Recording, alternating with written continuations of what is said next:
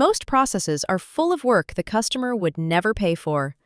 That sounds harsh, but it is one of the biggest truths in continuous improvement. That is where VA and NVA analysis comes in. VA means value added. NVA means non-value added. The aim is simple.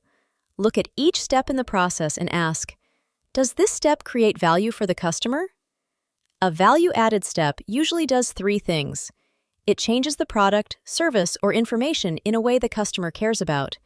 It is done right the first time, and the customer would be willing to pay for it. For example, building the product, resolving the customer issue, completing the service, or giving the customer the information they actually need. Non-value-added work is different. It uses time, effort, or cost, but does not directly create value for the customer. This could be waiting, rework, duplicate checks, unnecessary approvals, moving information around, searching for things, correcting errors, or entering the same data twice.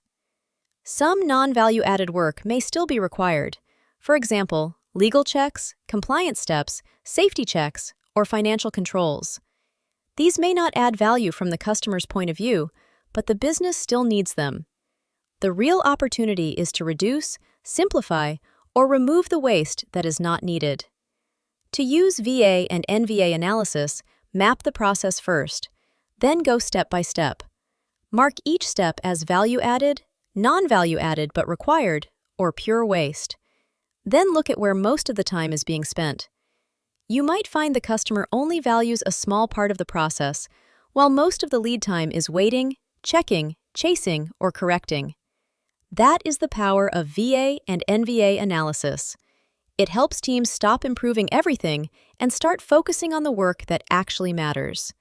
Because if a step does not add value, does not protect the business, and does not help the customer, you should be asking why it exists.